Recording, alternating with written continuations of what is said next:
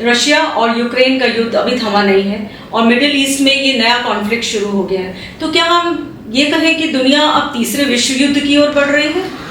देखो, तीसरे विश्व युद्ध करना थोड़ा जल्दबाजी होगा बहुत। आप देखिए क्षेत्रीय स्तर पर जो युद्ध हो रहे हैं, जो कॉन्फ्लिक्ट हो रहे हैं, संघर्ष हो रहे हैं, बेसिकली उनका दायरा बहुत सीमित है, क्योंकि यहाँ पे देखिए जो इंटरेस्ट है वो बहुत मिक्स्ड है। एक देश आपका दोस्त है तो इसका मतलब ये नहीं कि बाकी देश आपके दुश्मन बन रहे हैं या दूसरा ब्लॉक आपका दुश्मन है। आपकी डिपेंडेंसी, इंटरडिपेंडेंसी इतनी ज्यादा हो गई है कि आप किसी एक अपना परमानेंट दोस्त या दुश्मन नहीं कर सकते हैं पूरी दुनिया में। और जियोपॉलिटिकल कंडीशन, सबसे बड़ा एग्जांपल आप रशिया यूक्रेन की एग्जांपल दे रही हैं। तो आप देखिए उसके बावजूद जिस यूक्रेन को यूरोपियन देश और अमेरिका ने बैक किया कि आप नेटो शामिल हो, और जो नेटो शामिल होने का उन्होंने प्रयास किया, उसी का परिणाम रहा कि रशिया ने अटैक किया। उसके बावजूद, उन सब घटनाक्रम के बावजूद जब युद्ध इंपोज हुआ यूक्रेन पे, तो वही यूरोप, वही अमेरिका हाथ खींच लिए।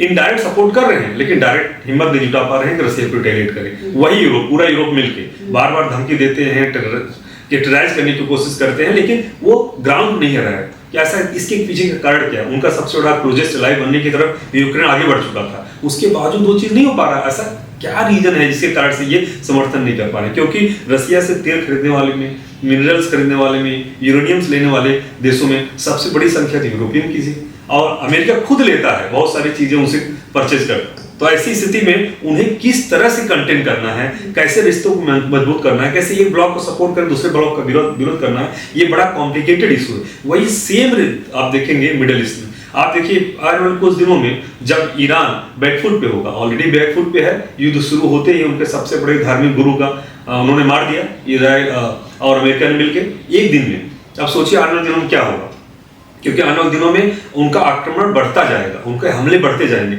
ऐसी स्थिति में ईरान को लंबे समय तक युद्ध में खींच पाना अमेरिका और इजराइल को संभव नहीं होगा। मुझे लगता है ईरान आने वाले कुछ दिनों में ही सरेंडर करेगा, और वहां व्यवस्था परिवर्तन के लिए आपको पता है आंतरिक रूप से खुद ही क्रांति चल रही है, विद्रोह चल रहा है, जिसके कारण से हो सकता है आने टाइम में जल्दी ही वहां सरकार परिवर्तन की प्रक्रिया में तेजी से आगे बढ़ जाए, और इसी कारण से युद्ध भी रुक जाए। तो जो ये विश्व युद्ध की हम सोच लेके चल रहे हैं कि तृतीय विश्व युद्ध होगा, ऐसे हमारे दिमाग में आ रहा है, ऐसा कुछ होने वाला नहीं, क्योंकि सबको पता है विश्व युद्ध होने से किसी को फायदा नहीं है। क्योंकि आज पूरी विश्व में इतने हथियार बन गए हैं, इतने न्यूक्लियर वेपन्स बन गए हैं कि युद्ध किसी खेत में काम नहीं करेगा। और दूसरी डिपेंडेंसी, इकोनॉमिक डिपेंडेंसी देखिए, इस पूरे क्षेत्र में जिस तरह संघर्ष हो रहा, इकोनॉमी पूरी वैश्विक स्तर प्रभावित हो रही है। आप शेयर मार्केट इंडिया का देख लीजिए, यूरोप का देख लीजिए, अमेरिका का देख लीजिए, सब जगह शेयर मार्केट गिर गई 2 दिन के अंदर। तो ये कितने लंबे समय तक सस्टेन करेंगे शेयर मार्केट, वो भी देखना, इकोनॉमी सस्टेन करेगी। आप देखिए ट्रांसपोर्टेशन हो रहे हैं, इंपोर्ट्स एक्सपोर्ट्स प्रभावित हो रहे हैं। मुझे लगता है कि ऐसे माहौल में जब पूरी दुनिया को चलाने वाली फोर्स इकोनॉमी है, जो अर्थव्यवस्था चलाती है दुनिया को,